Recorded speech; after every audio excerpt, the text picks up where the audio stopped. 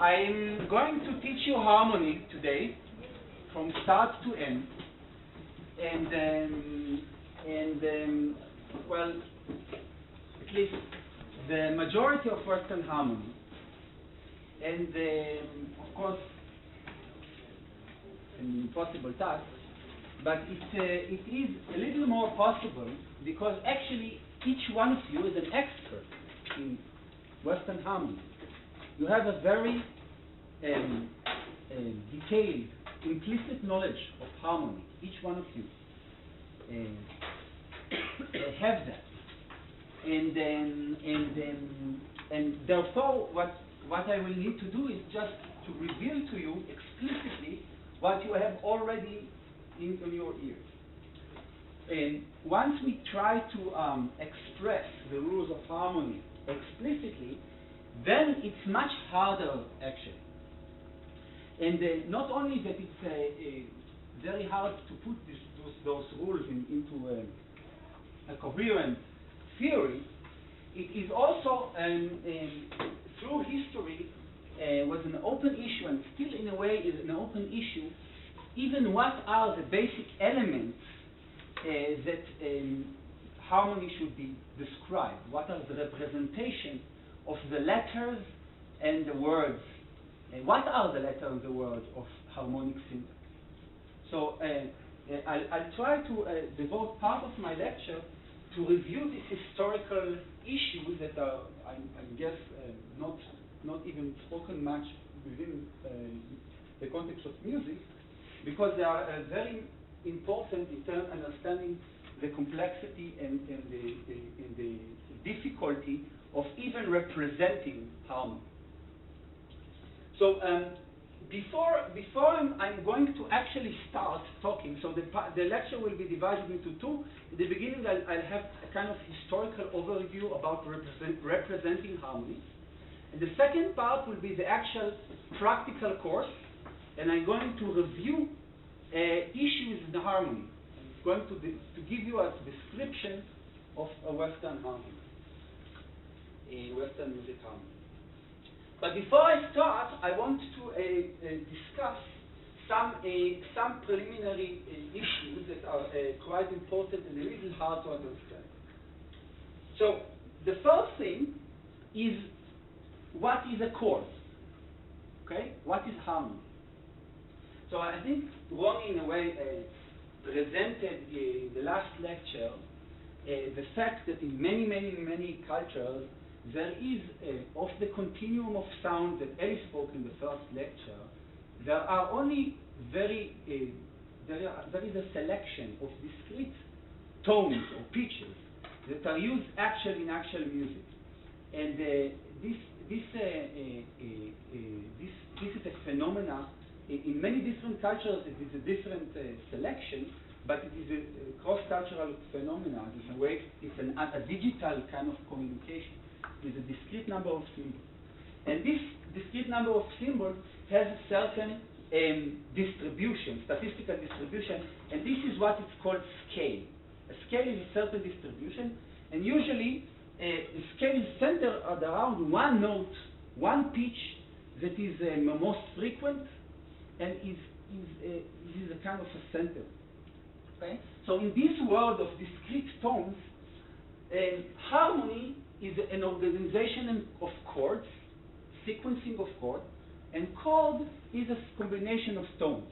Okay? I'm not getting into a very sophisticated definition. It's just kind of working definition. Okay? So basically, a chord is a combination of tones. Okay?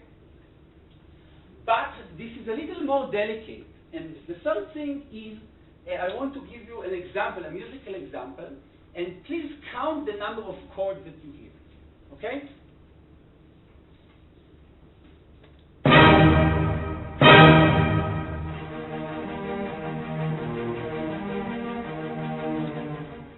Okay, this is the very beginning of the Eroica Symphony by Ludwig van Beethoven. And tell me, please, how many chords did you hear? 2. Okay. It's one so, for me. So yeah, I mean, okay, so that's the thing. There was something very obvious in the beginning. There were two chords, bram, bram, okay? Those are chords in the most obvious way. There are simultaneous existing combination of tones. Okay, that's a chord. Definitely there were two chords in the beginning. They were identical, but there were two chords. Okay? And then happened something. Okay? Da dee dee da da da dee da. Well, let's hear it again.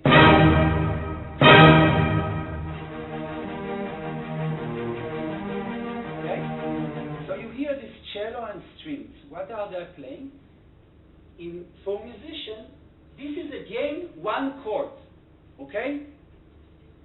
But it was not simultaneous. The cello played this melody.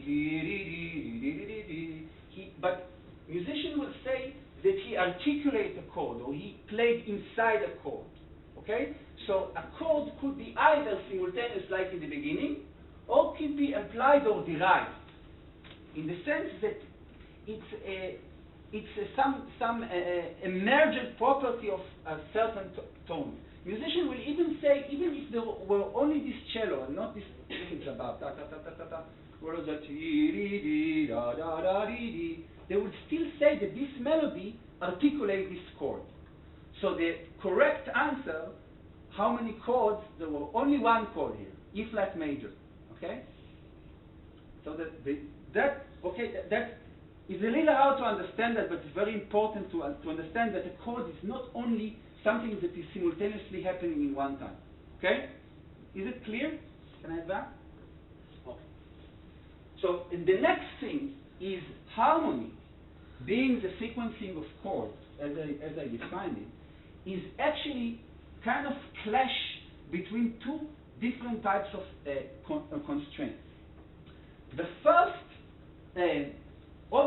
the first constraint is what we call the horizontal constraint. Ronnie talked about it last time. This constraint is related to the fact that every musician that plays it, every singer, or every orchestra player in this band that we heard before of Beethoven, is actually playing an instrument. And this instrument has certain limitations on the way it performs the music. And we also have certain limitations on the lines, separate lines of this music. Okay? So the horizontal constraints are constrained about every single line in the piece. Okay? And in the same time, there are vertical constraints that constrain the piece, the sonorities of the simultaneous pitches or event that occurs simultaneously in time. Okay, so there's kind of two axes. Okay, so in order to demonstrate that both are important to music, I'm going to violate horizontal and vertical constraints. Okay, I'm going to let you listen to a piece that you all know, I think.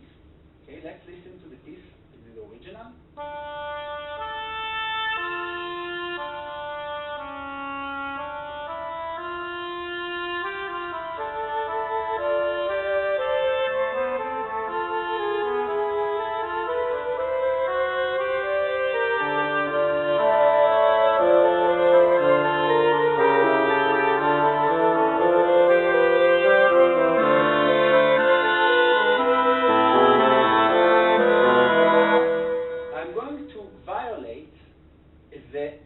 Horizontal constraints of this piece. Okay, so one of the constraints are that there's no in the melody that sounds good to us. There is no abrupt jumps. So I'm going to make from this melody. I'm going to make a very big leap. Okay, and let's listen to this piece that I've created. This is not Bach anymore, okay? Okay, so this is violating the horizontal constraint. I took only one line, there was no any related to the other lines, and already by doing some manipulation, I violated some of the basic rules of this music, okay? Now I will undo, And now I'm going to do another manipulation. The manipulation that I want to do is to violate the horizontal constraint. So I'm going to keep the line as is, but I'm going now to change the simultaneity of the events, okay? So it's very easy in this software. I just grab the sounds randomly to a different location, and let's listen to the result.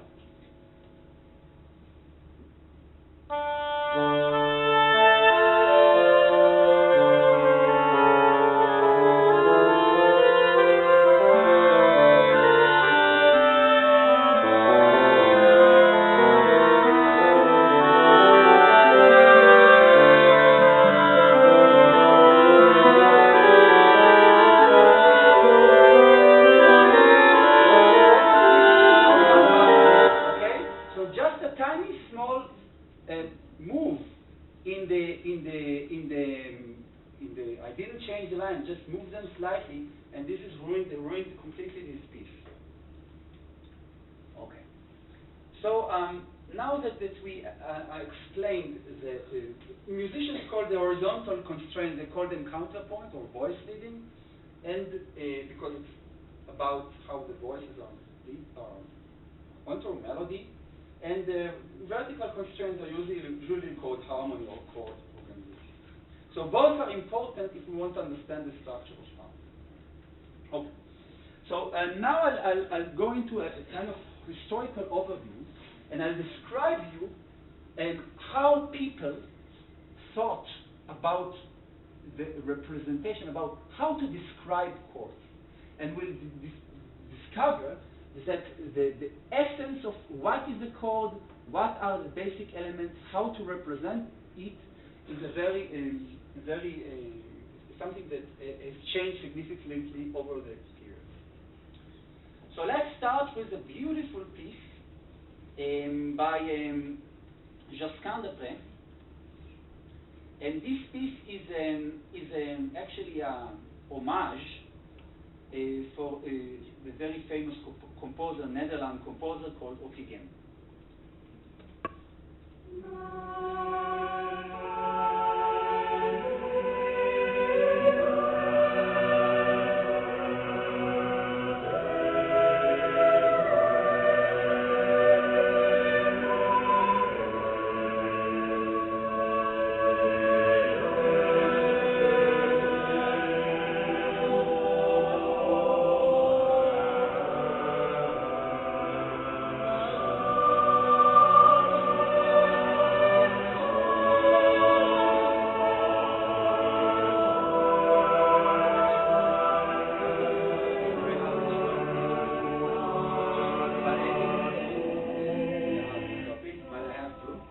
Because I want to so this music is very different from the music as we know it.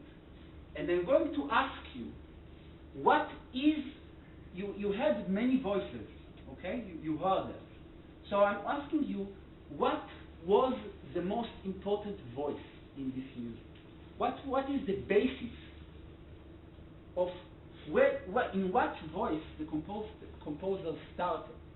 I just want to repeat what we know from our day-to-day experience. We spend a lot of money buying subwoofer for our cars. We do that, don't we? Why? Because it's so important to us to get very clear presence of striking bass sound. The lowest voice is very important to us nowadays. And another thing that is important to us is melody, okay? The melody, the higher voice of any singer is the loudest thing that you can possibly find in any song. I remember myself as an arranger being frustrated about the fact that all the things that I do as an arrangement is completely vanishing in the context of the singer that is so important to us. Okay? So what was the most important and the primal beginning for this composer? What was it? So I know that some of you don't read notes, but you read text. Look at the text. You see something very strange here. You see the tenor, he sings in a different language. Okay, look at that. Requiem aeternam, yes? And the rest is in French, ancient French. Okay? The tenor, the middle voice, was the most important basis for music in that time. Okay? This is actually, and actually there was no scores in that period. Okay? The composer wrote directly the parts for the singer. Okay? This is a modern score. But the most important element in the music, the basis for this music, was the tenor, not the bass and not the melody. Okay? It was composed in advance. It relates to a something called cantus firmus, something usually ancient in here in Latin, and the music was centered around this melody. Okay? So now let's listen to beginning again, just the very beginning, and try to locate, try to see if you can all listen, hear this today. If your ear allows you to hear them. Listen, to help you, just try to locate the requiem words in one of the singers, male singers.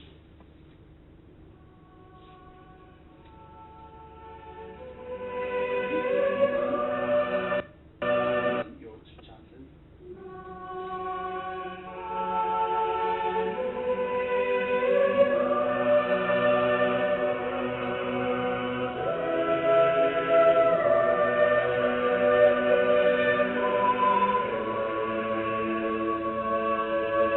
Could you hear it?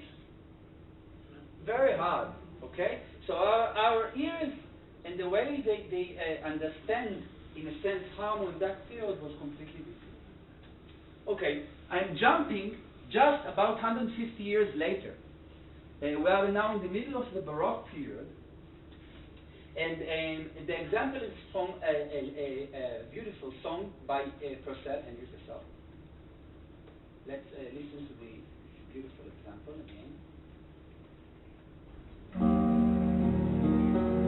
In the black, dismal dungeon of despair,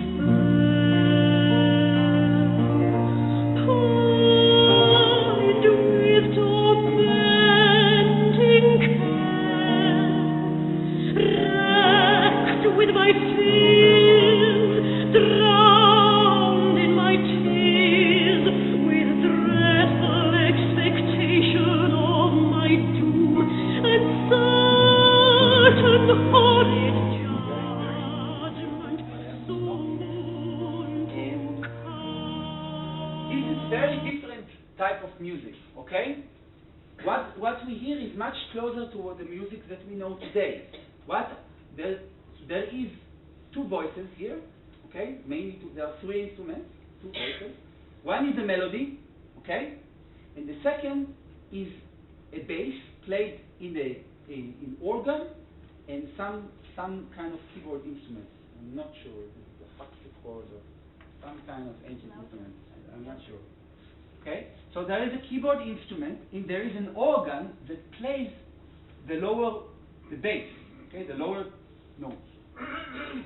And the organization of this music is based on completely different principles, just 150 years later. And the principles is, you can see that this is a score. This is the original score in this case. And you see there's two lines. One of them is the bass, this line. And on top of this bass, there are numbers, okay? And then there's the melody, okay? How this music is constructed, the organ, and also is playing this bass line. And the harpsichord or the keyboard instrument, or could be loud or any other, actually a whole section of instruments that can play this music also, plays the chord, combination of tone, relative to the bass tone that the organ plays. Okay? They constructed the chords in a timing that is somehow free and is based on improvisation. You heard this kind of boom that the keyboard did. And it's based on the numbers. What do the numbers show? Okay? So let's build a chord based on figure bass. This system is called figure bass. Okay? So the base line is written with numbers, and the numbers determine the intervals from the base. For example, an interval of 6 from this base is constructed. Okay, so this is the base tone, and now I'm building a 6 over on top of it. Okay, now I'm adding a third. Now the chord. Okay, so the chord, you hear it? Okay, so the chord was built mathematically based on these numbers with respect to the base. Okay, this is the system. Okay, and then before I advance, I just want to tell you that this system was a system in use for about the entire Baroque period until the beginning of the 18th century, middle of the 18th century. This system was the only system to represent chords. There was no other system. What is the advantage of this system? It's very efficient for improvisation. Actually, a variant of this system is used today in jazz music. Okay, this is the same method. Practically, is being used in jazz today. And there is a reason why, because there is a link between Baroque music and jazz music. They are both on improvisation and about improvising based on a pattern. So for this system, this system is very good for us. But this system has also disadvantages. For example, every chord, every note is in practice different notes. Okay, and there are about 10 or 12 possible combination of numbers on these notes. So if we have, say, 12 notes in a scale, and we have 10 number of that, we have in potential about 100 different combinations. Okay, and in that time, when people want to describe harmony, when they want to describe chords, they actually had no other way just to give a very big list of possibilities of these different numbers with different combinations. And I remember when I've studied harmony and I've looked in one of these books, it's a horror. You have just a list of very detailed cases, and there is no link between one chord and another chord. They are completely different if they have different base or different number on top. Okay, so there's no. It's too detailed. Tali would say that its representation is too detailed, okay? too up in the information set. So this guy, that was also a composer, Jean-Philippe Rameau, an amazing music theorist, was the first to try to eliminate this combination and try to put some order in this amount of combinations that was in the Baroque period. And what he did was noticing that certain rules connect together different chords. So chords that are regarded as different because they have different base and different numbers actually have something in common. And one of the first things that they have in common is that they have the same exact notes. Okay? So even though the base is different and the number different, it's just permutation of the order of the same notes. And Rameau connected these notes. Actually, he connected also chords with 4 chords, but this doesn't matter so much. I just want to give you to listen to these chords that are completely different if you write them in figured bass. But Rameau told that actually they are the same because they have it's the very same notes.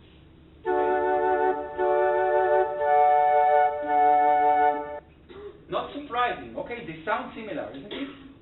Very obvious. But until Rameau, people thought they are different, okay? By the way, this is one of the harmony books, the famous harmony books that I told you about, with the list of very odd, big list of numbers and cases. Okay.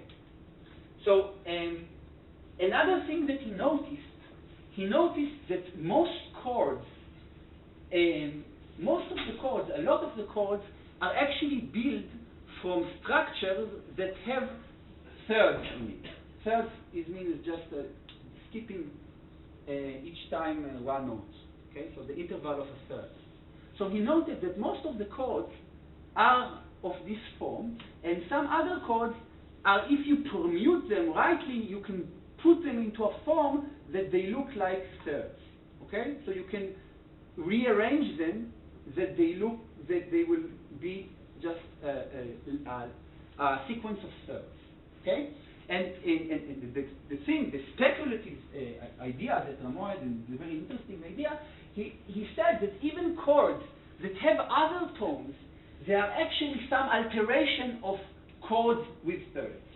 Okay, and that was something very strange in a way, because he eliminates the number of possible combinations, allowed combinations, and he said that there are the combinations with thirds are the ones that have some kind of a primal, more important. Okay, so while I'm telling you this, I want to arrive to a point that I think is one of the most interesting points in any of development of ideas. What happened is not only the theory was affecting pedagogy and the way people accept and understand the music that they heard until now. This theory affected dramatically the music that people start writing. People start writing music that follow this rule. So it began as a theory explaining music, but it turned to be a practical way to change music. And it actually changed quite dramatically music.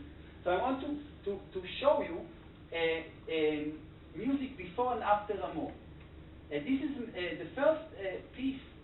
The first piece is a segment of the opening of Johannes Passion by Bach. Bach and Rameau are almost contemporary, but Bach didn't apply or didn't know about Rameau so much, and what he didn't like. But he wrote in the old style before Rameau, and we immediately can listen to the difference. So let's start from Bach.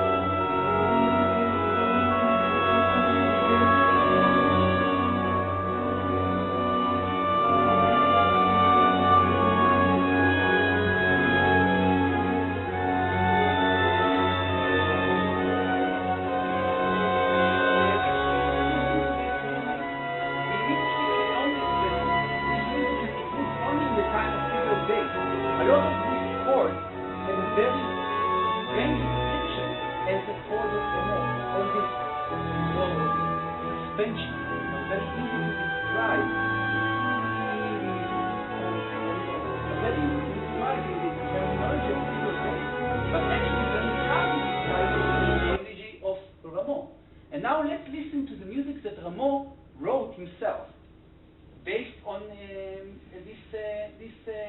this is an opera about Indians, after all. It's a little unfair because Rameau is not a composer at the level of Bach, but nevertheless it demonstrates the tone.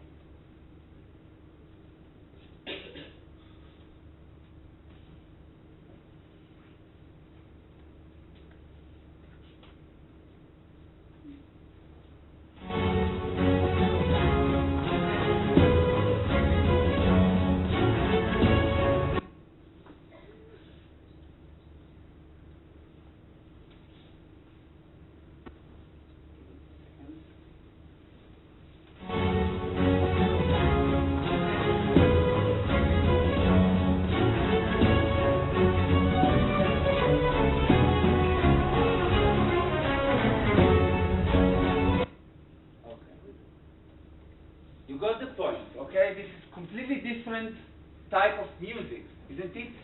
It's much simpler. The variety of sonority, variety of chords is much more limited, okay? And the texture is less the voices are less independent. They are all dancing together in this less sophisticated rhythm. Okay, let's just take this.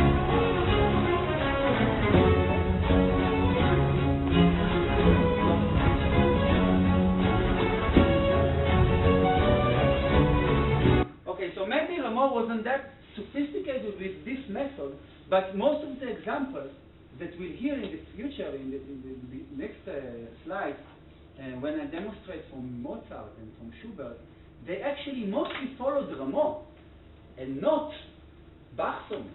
Okay? They applied and created beautiful music from this theory, but the theory changed the way that the music was created. Okay? And I think it's very interesting. Okay.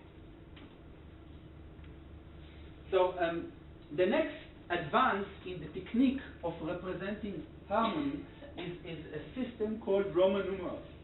And in a way, it's still a system that is in use, and we'll actually use that in the rest of the lectures. I want just to describe a little about it. It was introduced by many people in the 19th century, among them Vogler and Weber, important music theorists.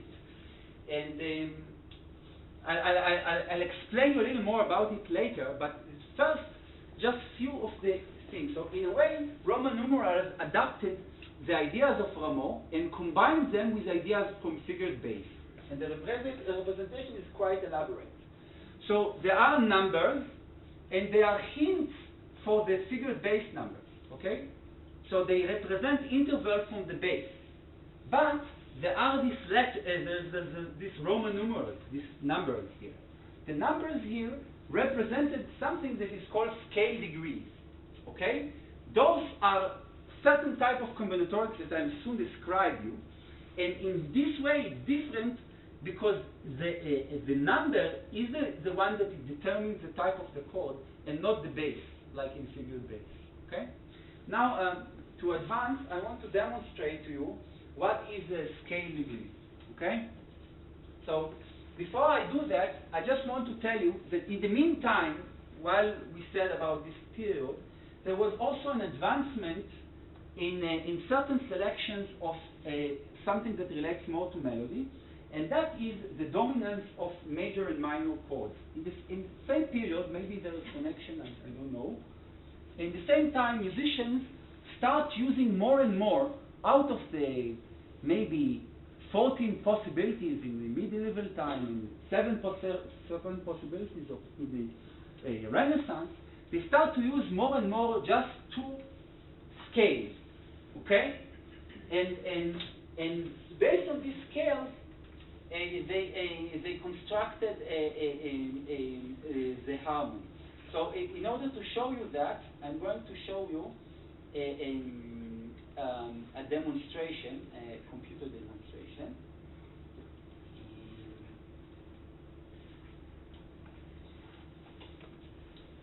Okay? Before I do that, I just want to explain you the basic idea. So if we take the scale, okay, and we construct from it, from every tone of the scale, so if this is a scale, this is a C major scale, so we need to listen to it together.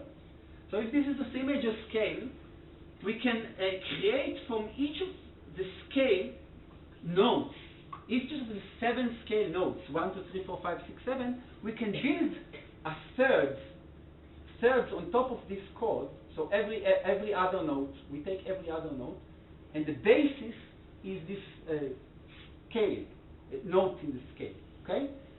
So in this way, we construct a chord on top of every one of these chords. This, of course, is informed by the ideas of Rameau constructing scales from thirds, okay? Let's listen to it, and I think it will be more concrete.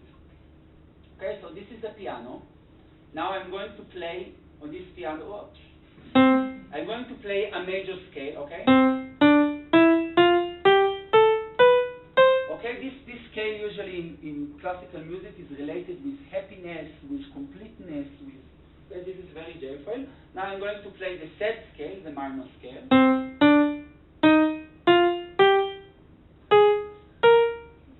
Okay, this is the minor scale. This is okay. Now from the major scale, I'm going to construct on every tone. So this is the first tone. I'm going to construct a chord in thirds based on this tone. You see these tones? 1, 3, 5. Okay. So that would be first chord, okay, or one chord, okay, and now I can Roman numeral 1, and now I can build a chord on the second note. This will be 2 in Roman numeral, okay. 4, 5, 6, 7. Clear? This is a purely combinatorial construction. Okay? And the chords in the Roman numeral system is named after this very specific selection. Okay? Now, I want to talk about so we can with this method. I didn't get to the details, but you'll see it more and more in the second part of the lecture. With this method, we can practically describe all chords. Okay, we can describe many chords with this system. But in the 19th century, people start to look for something deeper. They tried to look to a deeper construction, something that will further make the list of options furthermore constrained, furthermore limited. Okay? If you follow Tali's idea, that is very obvious that music theory just follow going down the information curve in a way. Okay? They want to have simpler and simpler representation.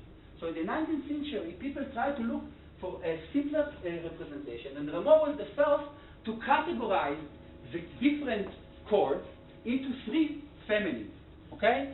And those 3 families he called subdominant and dominant, and they were arranged symmetrically around the tonic. So these categories were, the tonic is the first category, the middle category. And I'm vague about it, but I'll be more specific in a minute. This guy here, Hauptmann, he was a very speculative musicologist, and he wanted to apply the contemporary idea of Hegel at that time in the field of harmony and on the field of many other fields of music. And what he had in mind was that these 3 categories of Rameau, they are also signifiers for the Hegelian idea. Okay? So the subdominant, the category that Rameau called, or we can say that Rameau called it subdominant, he linked with a tense, and the dominant was linked with an antithesis, and the tonic was linked with a synthesis. It's important to mention him because he was the first one to give these categories that were for Rameau just a way to organize the list of chords. He gave them a metaphysical meaning, okay? And this metaphysical meaning is a very important part of the syntax of harmony that we will soon discuss. Okay? And of course, Hugo Riemann was a very important theorist in the late 19th century, and he built on top of this idea a complete method of pedagogy and analyzing pieces based on this function, this metaphysical function that groups of chords have. So this is basically the story. There are 3 groups. One is called tonic and related with this specific scale degree 1 and 6, and it's stable. Okay, that's the chord that ends and starts a piece. Okay, there is chords that are called dominant, and they're usually the chords 5 and 7, and they are tense, and they have a way of leading to the tonic. Okay, you see these icons. They are a very nice icon that I found on the internet. And in here for the dominant, they point something. Okay, so it gives you a direction, a directionality. It leads to the tonic. Okay, and then there's the subdominant that is something else. Okay, this is a list of chords that is in a way leads away from tonic. Okay, so before we get to details, I want to show you a video that is magnificently taken on piece, and for each of the chords, name the Roman numerals of this chord. Okay, so there will be numbers according to the scale degrees. This is purely combinatorial. But they also gives a picture that hints for this function, okay? And when you see this video, you can see what is the function of this chord, hinted by this icon. Always the dominant will be some kind of active guy who's trying to do something, and the subdominant will be something dreamy-like, or sometimes trying to steal attention from the tonic, and the tonic will obviously be happy and stable and hands down. Okay? So let's look on in this demonstration of functional harmony. And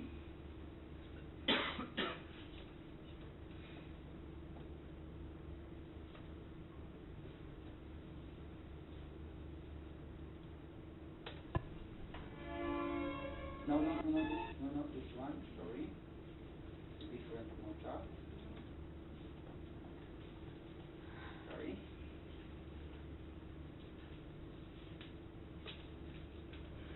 Okay.